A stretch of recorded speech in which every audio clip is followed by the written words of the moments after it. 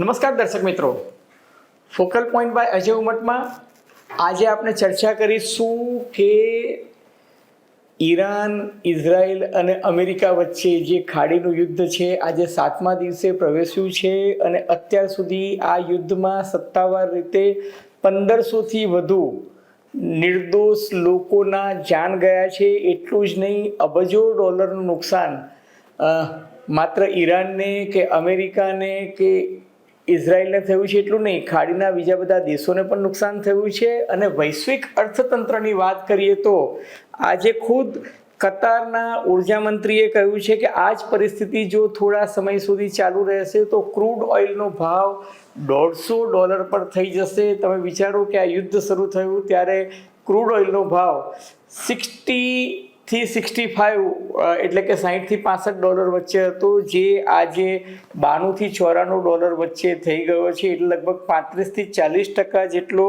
Crude ઓઇલનો ભાવ વધ્યો છે. અને ક્રૂડ ઓઇલનો ભાવ વધે તો એના પગલે LPG gas, LNG gas, PNG gas, CNG gas, ફર્ટિલાઇઝરથી માંડીને દુનિયાભરના ટ્રાન્સપોર્ટેશન અને લોજિસ્ટિક ઇન્ડસ્ટ્રીઝમાં જે ભાવ વધારો આવશે, જે ફુગાવો આવશે, જે મોંઘવારી વધશે, એની કલ્પના કરવી દુષ્કર છે. ટૂંકમાં આ યુદ્ધ જે છે એ કોઈને પોસાય તેમ નથી. છતાં પણ અમેરિકી રાષ્ટ્રપ્રમુખ ડોનાલ્ડ ટ્રમ્પે આજે કહ્યું છે કે અમેરિકા હવે કોઈ પણ સંજોગોમાં ઈરાન સાથે આ યુદ્ધ અંગે મંત્રણા કરવા તૈયાર નથી. અમેરિકી રાષ્ટ્રપ્રમુખ ડોનાલ્ડ ટ્રમ્પે આજે પોતાના સોશિયલ મીડિયા પ્લેટફોર્મ પર લખ્યું હતું કે હવે ઈરાને બિનશરતી શરણાગતિ સ્વીકારવી પડશે. એટલું જ નહીં, એ એવું કહે છે કે ઈરાનની ભાવિ નેતાગીરી કેવી હશે એની પસંદગી પણ અમેરિકા કરશે.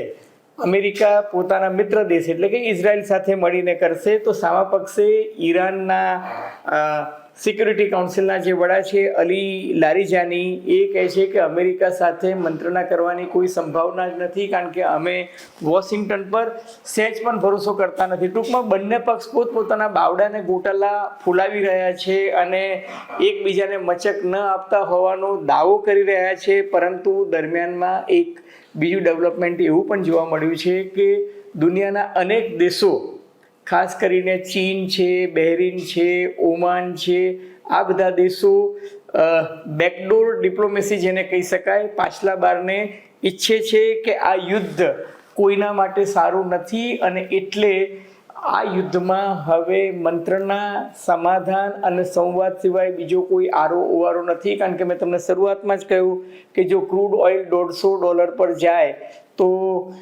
પરિસ્થિતિ જે છે દુનિયાના બધા દેશો માટે અત્યંત કપરી સાબિત થશે. એટલું જ નહીં, આ ક્રૂડ ઓઇલનું ઉત્પાદન જો બંધ થઈ જાય તો એની સ્ટોરેજ કરવાની ક્ષમતા જે છે આજની તારીખે કોઈ દેશ પાસે રહી નથી. કારણ કે હોર્મુઝની ખાડી પર જે રીતે અત્યારે સકંજો કસીને ઈરાન બેઠું છે અને ચીન અને રશિયા સિવાયના કોઈ પણ વેસલ્સ એટલે કે જહાજને જવા દેતું નથી અને બંને બાજુ જહાજનો ભરાવો થઈ ગયો છે, ટ્રાફિક જામ થઈ ગયો છે. એ દ્રષ્ટિએ જોતાં એવું લાગે છે કે પરિસ્થિતિ હવે બદથી બદતર થતી જાય છે. અને દરમિયાનમાં દુનિયાભરમાં શેરબજારના રોકાણકારોએ અબજો ડોલર ગુમાવ્યા છે. ભારતીય શેરબજારની વાત કરું તો છેલ્લા 7 દિવસમાં 20 લાખ કરોડ રૂપિયા ભારતીય રોકાણકારોએ ગુમાવ્યા છે. સોનું અને ચાંદી જે છે એમાં ઉછાળો આવ્યો છે, ડોલર ઇન્ડેક્સ મજબૂત થયો છે અને ભારતીય રૂપિયો ઘસાઈને ઠેક 92ની સપાટી સુધી પહોંચવા આવ્યો છે. આ તમામ મુદ્દાઓની ચર્ચા આજે આપણે કરીશું ફોકલ પોઈન્ટ બાય અજય ઉમટમાં. પરંતુ એ પહેલાં મારી આપ સૌને નમ્ર વિનંતી છે કે જો તમને ફોકલ પોઈન્ટ બાય અજય ઉમટનો આ એપિસોડ ગમે તો મહેરબાની કરીને લાઇક કરજો, શેર કરજો, સબસ્ક્રાઈબ કરજો અને હા, વિના મૂલ્યે પેલું બેલ આઇકોનનું બટન દબાવવાનું ભૂલતા નહીં, જેથી તમને અમારા નવા વિડીયોઝના નોટિફિકેશન્સ મળતા રહે. તો ધન્યવાદ.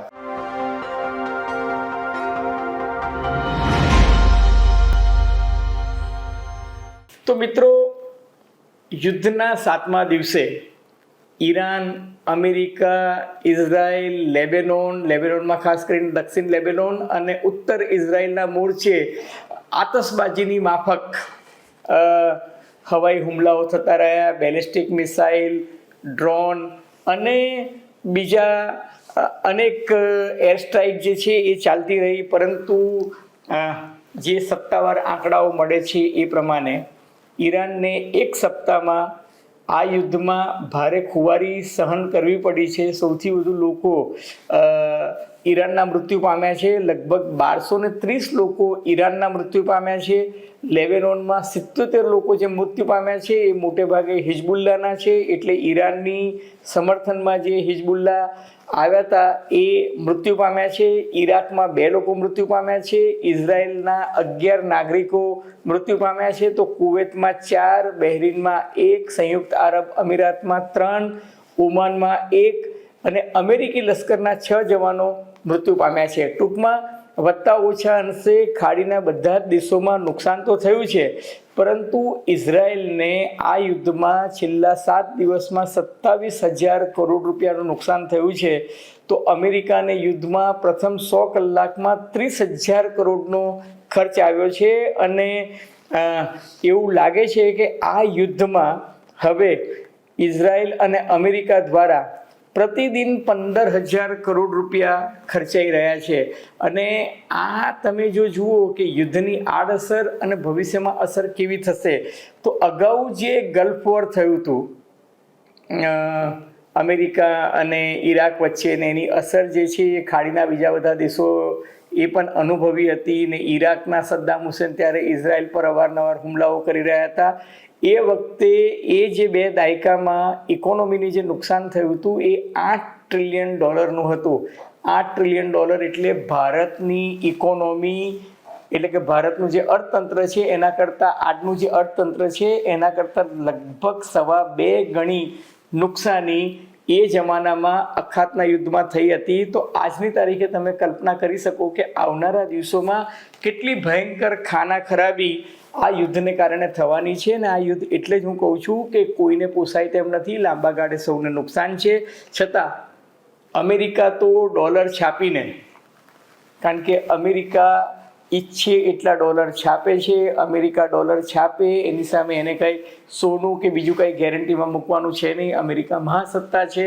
સમરથ કો નહીં દોષ ગુસાઈ, એ કહેવત આપણે સ્વીકારી લઈએ તો પણ અમેરિકા ભલે ગમે તેટલા ડોલર છાપીને યુદ્ધ કરે, આવનારા દિવસોમાં અમેરિકાને પણ ફુગાવો સહન કરવો પડશે. અમેરિકામાં પણ મોંઘવારી આવશે. અમેરિકામાં પણ વ્યાજ દર ઘટાડવાના પ્રશ્નો ઊભા થશે. અમેરિકાનો આજની તારીખે જે જોબ ડેટા આવ્યો છે એ જોબ ડેટામાં 95,000 જેટલી જોબ લોસ થઈ છે. 95,000 જેટલી જે જોબ જે છે એ લોસ થઈ છે. અને એ ડેટાને કારણે અમેરિકામાં પણ થોડીક નારાજગી છે. અને અમેરિકાનું દેવું કે જે $36 ટ્રિલિયન જેટલું છે અને $9 ટ્રિલિયન ચૂકવણી એને 2028 સુધી કરવામાં એને જે ફાઇનાન્શિયલ ડિસિપ્લિન છે એમાં કરવાની છે. એમાં આ યુદ્ધને કારણે અમેરિકાને પણ તકલીફ થશે. ઈરાન તો બરબાદ અને ખુવાર થઈ ગયું છે, છતાં પણ ઈરાન અને અમેરિકા અને ઇઝરાયલ બધા પોતપોતાની તંગડી ઊંચી રાખી અને યુદ્ધ કરવાની વાતો કરે છે, એકબીજાને મચક ન આપવાની વાતો કરે છે. પરંતુ યુદ્ધમાં એવું લાગી રહ્યું છે કે પાછલા બારને જો કોઈ મંત્રણા કે સમાધાન થાય તો એ જ સૌના માટે ઇષ્ટ છે. હવે ડોનાલ્ડ ટ્રમ્પે આજે મોડી રાત્રે ભારતીય સમય પ્રમાણે પત્રકાર પરિષદ કરીને કહ્યું કે હું કોઈ પણ જાતની ડીલ કે કોઈ પણ જાતની મંત્રણા ઈરાન સાથે અત્યારના તબક્કે કરવા માંગતો નથી. અને એમણે કીધું કે ઈરાને બિનશરતી શરણાગતિ સ્વીકારવી પડશે. ઈરાનની નવી નેતાગીરી અમેરિકા અને ઇઝરાયલ નક્કી કરશે. એને કહ્યું છે કે અમે ઈરાનને તમામ મોરચે ખતમ કરી નાખ્યું છે. એની લશ્કરી ક્ષમતા જે છે એને મરણતોલ ઝાટકા આપ્યા છે. એમણે કહ્યું છે કે ઈરાનની મિસાઇલ અને ડ્રોન કેપેસિટીની અમેરિકાએ કમર તોડી નાખી છે. ઈરાનના એર ડિફેન્સ, ઈરાનના એરપોર્ટ, ઈરાનની કોમ્યુનિકેશન સિસ્ટમ અને એ બધું તો તોડી જ નાખ્યું છે, ખોરંભે પાડી દીધું છે. અને ડોનાલ્ડ ટ્રમ્પે એવો પણ દાવો કર્યો કે ઈરાની લડવૈયાઓ ટપ છે, મજબૂત છે, પરંતુ ઈરાન એક મિસાઇલ છોડે એની 4થી મિનિટે અમેરિકી લશ્કર જે છે એ પોતાની ટેકનોલોજી ક્ષમતાને કારણે એ જે લોન્ચ પેડ પરથી મિસાઇલ છૂટી હોય એ લોન્ચ પેડને ઉપર હુમલો કરે છે અને એટલા પ્રિસિઝન સાથે હુમલો કરે છે કે અમેરિકી પ્રમુખ ડોનાલ્ડ ટ્રમ્પના દાવા અનુસાર આજની તારીખે ઈરાનની 60% મિસાઇલ અને 64% મિસાઇલ લોન્ચ પેડ અમેરિકાએ ખતમ કરી નાખ્યા છે. ઈરાનના એન્ટી એરક્રાફ્ટ વેપન્સ જે છે એ નષ્ટ કર્યા છે. ટૂંકમાં ડોનાલ્ડ ટ્રમ્પ એવો દાવો કરી રહ્યા છે કે ઈરાનને તમામ મોરચે અમેરિકાએ હંફાવી દીધું છે. અલબત્ત અમેરિકા એક સુપર પાવર છે અને અમેરિકા પાસે જે ક્ષમતા છે એનો કોઈ પાસે તોડ નથી. રશિયા અને ચીન એ આ યુદ્ધમાં અત્યારના તબક્કે જે જોવા મળી રહ્યું છે ઇન્ટેલિજન્સ એટલે કે ગુપ્તચર માહિતી અને સહાનુભૂતિ આપી રહ્યું છે, પરંતુ એ સિવાય યુદ્ધમાં અગાઉ જે એ લોકોએ S-200 કે S-300 કે જે સિસ્ટમ્સ આપી હતી, ચીને જે ડ્રોન આપ્યા હતા, એને બાદ કરતાં અત્યારે ખુલ્લે આમ મેદાનમાં આવવા ચીન કે રશિયા રાજી હોય એવું દેખાતા નથી. એ લોકો તીરે ઊભા રહી અને આ તમાશો જોઈ રહ્યા હોય એવી લાગણી ઈરાનના લોકોમાં છે અને એટલે જ ઈરાનના નેશનલ સિક્યુરિટી કાઉન્સિલ ના વડા અલી લારીજાનીએ કહ્યું છે કે જમીની લડાઈની અમે રાહ જોઈ રહ્યા છે. અમેરિકન સુપ્રીમેસી જે એર સ્પેસમાં છે એ લગભગ ઈરાને હવે સ્વીકારી લીધી છે, પરંતુ એ હોર્મુઝની ખાડી પર જે એનો કબજો છે અને સાથોસાથ જમીની લડાઈ જે છે એમાં ઈરાન એવું માને છે કે એ સર્વોપરી સાબિત થશે.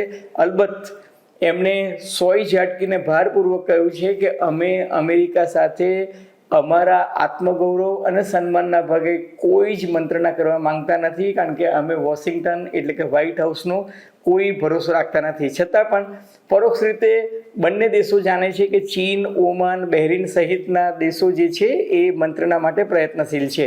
હવે અમેરિકાએ આજે એક બીજો દાવો કર્યો અને આંકડાના પુરાવા સાથે કહ્યું કે ઈરાને પહેલા દિવસે જે બેલિસ્ટિક મિસાઇલો છોડી હતી અને ડ્રોન છોડ્યા હતા એનું જે હુમલાનું પ્રમાણ જે હતું એ મિસાઇલમાં લગભગ 90% જેટલું અને ડ્રોનમાં લગભગ 83% જેટલો ઘટાડો થયો છે, પરંતુ છતાંય ઈરાને આજુબાજુ ખાડીના દેશો પર હુમલા ચાલુ રાખ્યા છે ને એથી ખાડીના દેશો અમેરિકાથી નારાજ છે, કારણ કે ખાડીના દેશો માને છે કે અમેરિકાએ પોતાની લશ્કરી છાવણીઓ સુરક્ષિત રાખી છે, ઇઝરાયલને પૂરતી મદદ આપી છે, પરંતુ ખાડીના દેશોને જે સુરક્ષા પહોંચાડવી જોઈએ એ સુરક્ષા ખાસ કરીને મિસાઇલ આતરવામાં જે મદદ જોઈતી હોય એ અત્યારે અમેરિકા પૂરતું આપી રહ્યું નથી. ને જો યુદ્ધ લાંબુ ચાલે અને ખાડીના દેશો પર ઈરાનના હુમલા ચાલતા રહે તો પરિસ્થિતિ શું થાય એ પણ થોડુંક કડવાનું કામ અઘરું છે. દાખલા તરીકે હું તમને કહું કે કુવેત જે છે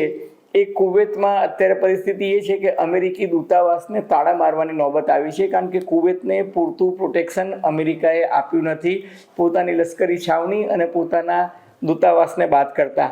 બહેરીનમાં આજે પણ ઈરાને જે મિસાઇલ છોડી એને કારણે રિફાઇનરીમાં આગ લાગી. અલબત્ત એ આગ ચોક્કસ કાબૂમાં લેવામાં આવી, પરંતુ રિફાઇનરી જે છે એની કામગીરી ઠપ થઈ ગઈ છે. કતારના દોહામાં આજે 2 મિસાઇલો પડી અને વિસ્ફોટ થયા, એમાં એક વ્યક્તિનું મોત થયું.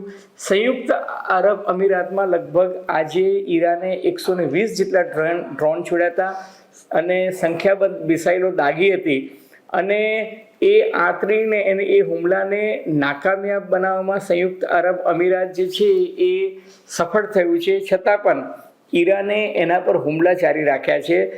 20,000થી વધુ અમેરિકનો મધ્ય પૂર્વનો વિસ્તાર જે છે એ છોડીને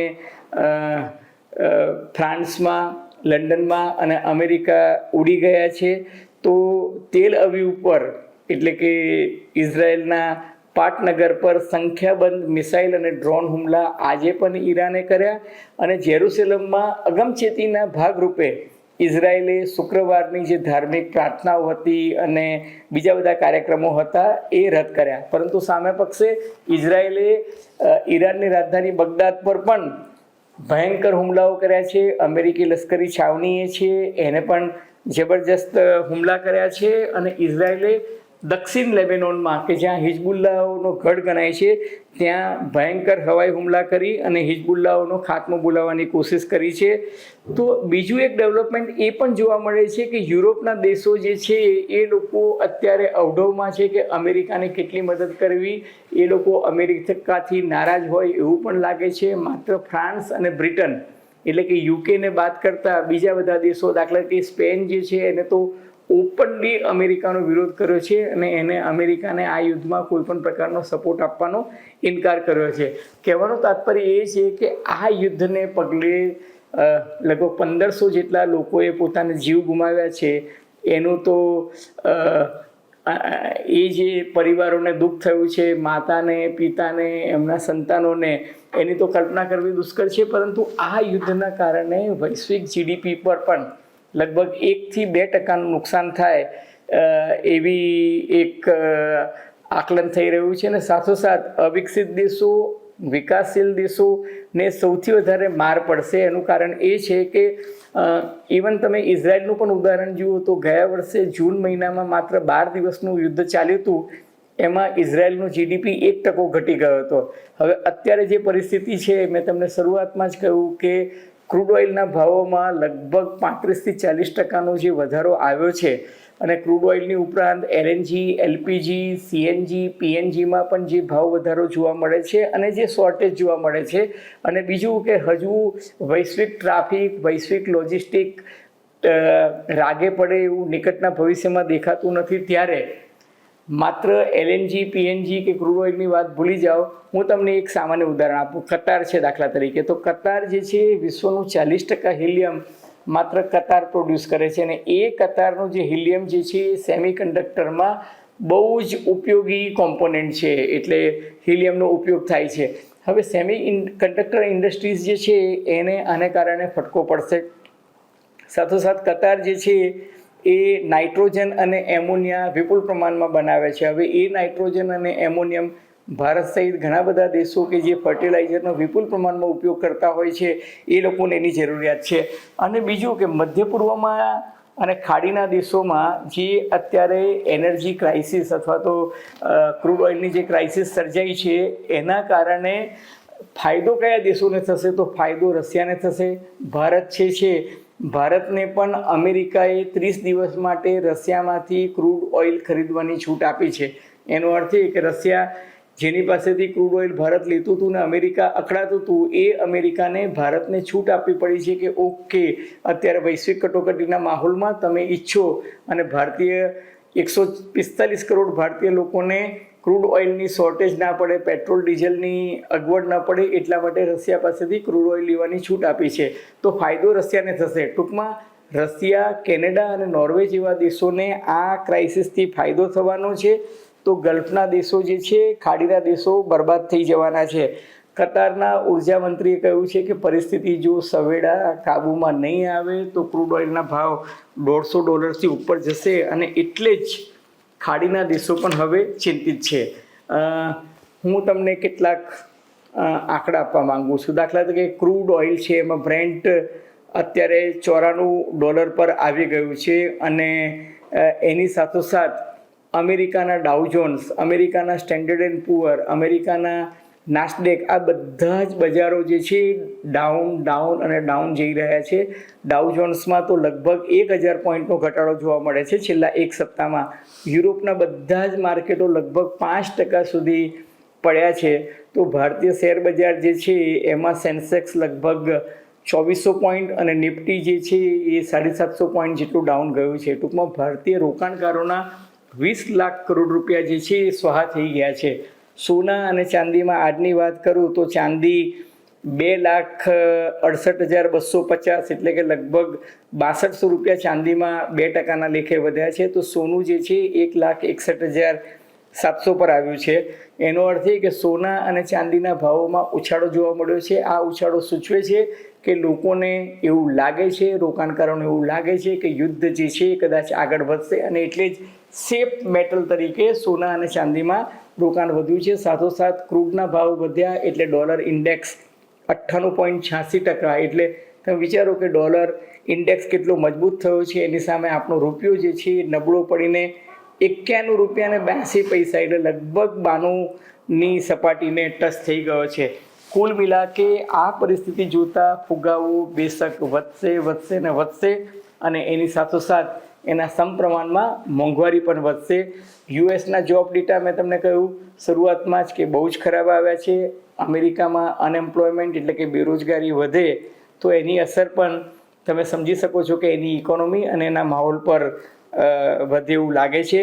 આ તમામ પરિસ્થિતિ જોતાં એવું લાગે છે કે યુદ્ધ લાંબો સમય ચાલે એ કોઈના માટે હિતકારી નથી. અહમની લડાઈ, અહંકારની વાત બાજુ પર મૂકી અને માનવતા ખાતર પણ, માનવજાતના કલ્યાણ ખાતર પણ આ મહાસત્તાઓ સમજે એ જ ઇષ્ટ છે.